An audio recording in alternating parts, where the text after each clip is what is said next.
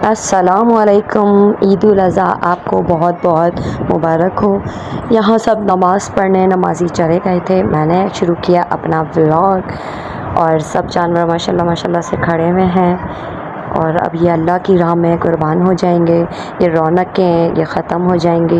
रौनकें लग जाती हैं गली में 10-15 दिन पहले ही, बहुत अच्छा लगता है। बच्चे भी बहुत बहुत इन्जॉय करते हैं। ये रौनकें हो जाएंगी ख़त्म। आज ये मैंने अपने बच्चों के सूट स्टिच करवाए थे दर्जन से, और स्टिकर जो हैं वो मेरे भाई ने ख़ुद प्रिंट करवा के दिए थे, इसीलिए ब्राइट कलर्स में उसने करवा के दिए, बहुत अच्छे लग रहे थे। अब्दुल हादी के भी मैंने कुर्ते पे ये स्टिकर दे पॉकेट्स के नीचे और दामन पे लगाए थे, और मेरे भाई ने बहुत शार्प ब्राइट कलर्स के ये स्टिकर्स बनवा के दिए, प्रिंट करवा के दिए कि बहुत अच्छे लग रहे थे। अब मैंने कहा यार चलो ट्यूनिंग कर देते हैं। दोनों बेटियों का और बेटे का जो है वो मैंने सेम सेम कलर में बनवा दिया था। बच्चे मेरे सो रहे थे, मैंने कहा चलो अब बच्चों को उठाते हैं और इनको बोलते हैं भाई चलो जल्दी से उठ जाओ, ईद का दिन है, तैयार हो जाओ। तो बस यहाँ मैंने बच्चों को मुँह हाथ धुलवाया, जल्दी जल्दी से मैंने इनको तैयार किया, इनको हल्का फुल्का सा नाश्ता करवाया क्योंकि हम जा रहे हैं अम्मी के घर।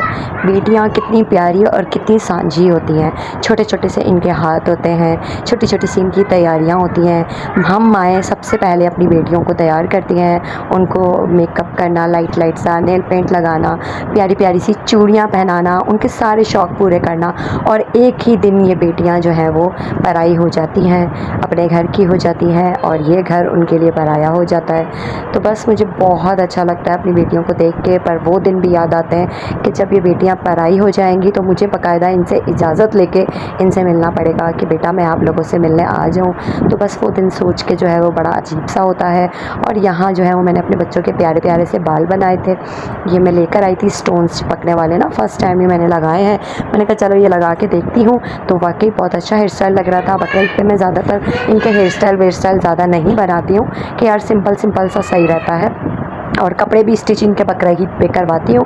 मीठी ईद पे जो है मैं इनको रेडीमेड ही करवा के देती हूँ। और मेरी बेटियाँ माशाल्लाह से बहुत प्यारी लग रही थी।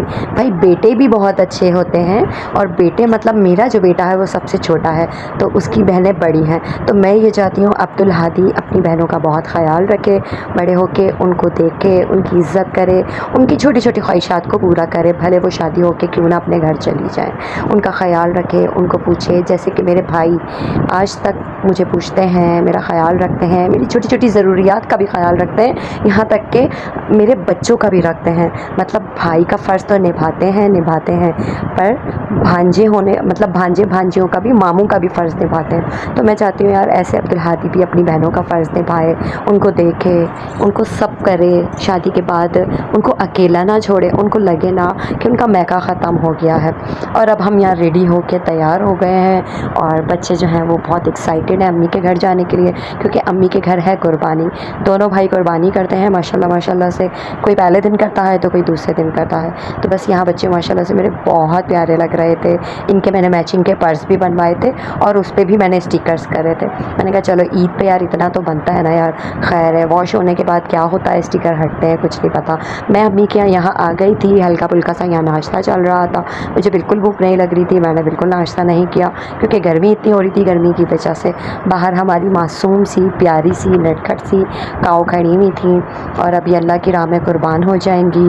और बस सिलसिला शुरू हो गया है। ये सिलसिला देख के बहुत रोना भी आता है, बहुत दिल उदास भी होता है। हमारे घर में सारे बच्चे जो हैं वो इतना लगाव करते हैं जानवर से कि सारे बच्चे बहुत ज़्यादा रो रहे होते हैं, पर क्या करें, इनसे मोहब्बत भी तो इतनी हो जाती है ना। हालांकि 10 दिन पहले ही लेकर आते हैं, इनको खिलाना पिलाना नहलाना धुलाना, इनकी केयर करना एक रौनक सी लग जाती है कि पूरा दिन हम इनके पास बैठे रहते हैं, पूरी पूरी रात बैठते हैं, हल्ला गुल्ला करते हैं। इनको 10 दिन में ही इनसे इतनी लगाव हो जाती है कि जब ये जानवर कुर्बान होता है तो बहुत दुख होता है। अम्मी ने यहाँ पाए हुए गर्म पानी में चढ़ा दिए थे, मुझसे तो ये काम नहीं होते भाई, साफ़ करना है। और यहाँ कलेजी भाभी ने बनाई थी, कीमा बनाया था, बहुत मज़े की कलेजी बनी थी, बहुत ही मज़े का कीमा बना था। हमारी अम्मी के बाद हमारी भाभी ये कलेजी वलेजी का काम करती हैं और बहुत ज़बरदस्त खाना बनाती हैं। खाना खाने के बाद सुन्नती काम होता है बर्तन धोने का, तो बस बर्तन धोने की ज़िम्मेदारी होती है मेरी।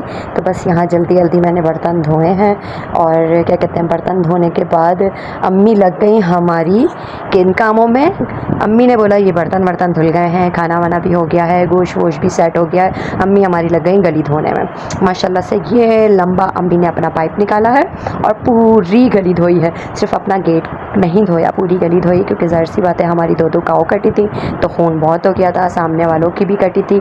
अम्मी ने बोला बकरीद पे थोड़ी सुन्नत कमाते हैं, हर घर धो के, हर घर का दरवाज़ा धोया है। भाई भी लग गए थे माशाल्लाह से, तो एक वाइपर कर रहा था तो एक ब्रश मार रहा था और अम्मी हमारी पाइप लगा के खूब निछाड़ कर रही थी। सामने वाले भी आ गए थे, सब ने मिल के पूरी गली धोई और ये सुन्नत कमाई। यहाँ रात का टाइम हो गया था, मैंने अपना खाना चढ़ा दिया था।